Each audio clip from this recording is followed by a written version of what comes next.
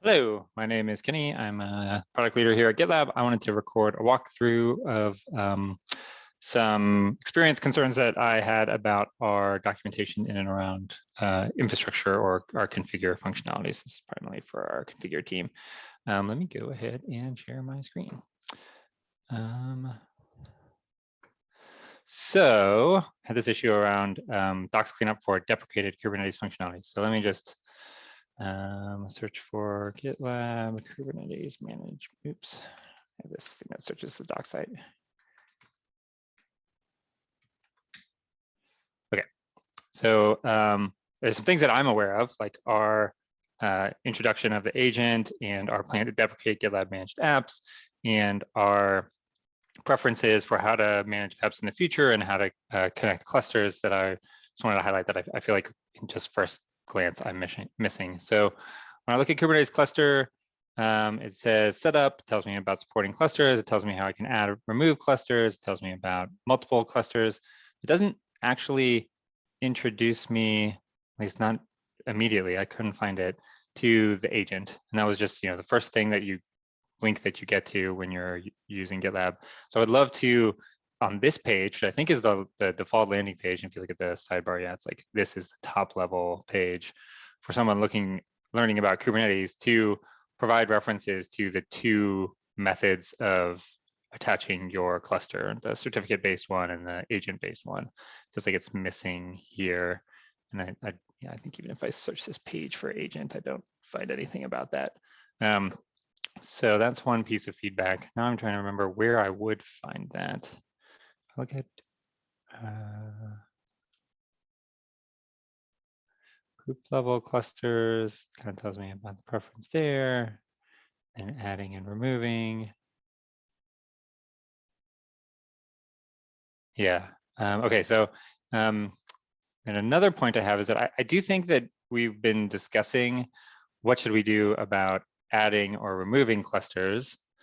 And today we clearly, as soon as we tell you what type to do, we tell you about this adding and removing clusters.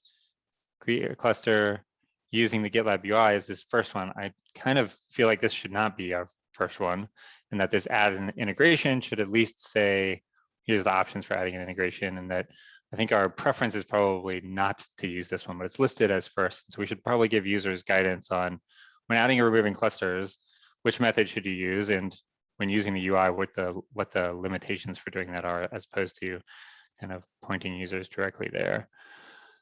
Yeah, before you begin, it talks about access control. Okay, so that's kind of my, so I'm gonna move my, hopefully you can see that. That's kind of my viewpoint on cluster addition. It feels like we know that there are two methods to add and connect clusters. We don't highlight the one that I believe to be our preference for users to use. So I want to make sure that we're front and center. So even without reconfiguring the docs in any way, just making sure that that is explicit upfront on this page, I think is important. And then the second one is about managed apps. So if I landed here and I was wanting to learn about installing applications, it takes me to GitLab managed apps. This actually content I think is recently updated. Okay, so hey, GitLab managed apps are deprecated. We created your configure, can help you to configure applications for your method. Here's the two methods. Both methods are deprecated. One-click install and CIC templates is going to be deprecated soon. Both methods were limited. As you couldn't, well, so that's great rationale for why we've limited them. Read sections about each one. I think it would be good to at least provide some pointer towards how you should manage apps or how we might recommend you manage apps in the future. So it's great that we start with install CICD because that's the one that's going to be deprecated later. But I think we should make sure we're clear about what is our direction here in how you should manage apps. And I don't know if we plan to enable the agent to more readily recognize applications, or I think this is an important thing for someone coming to GitLab saying, hey, I use Kubernetes, I have these applications that are important to be installed on the cluster. I understand some of them to be a requirement for using specific GitLab features.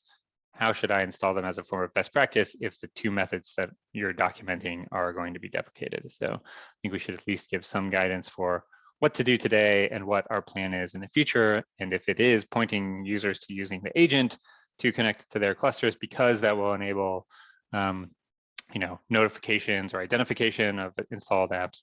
It would be great to inform users here. This page is actually updated since I last saw it, so that's great. And thank you for adjusting which ones are listed first and marking them all as deprecated.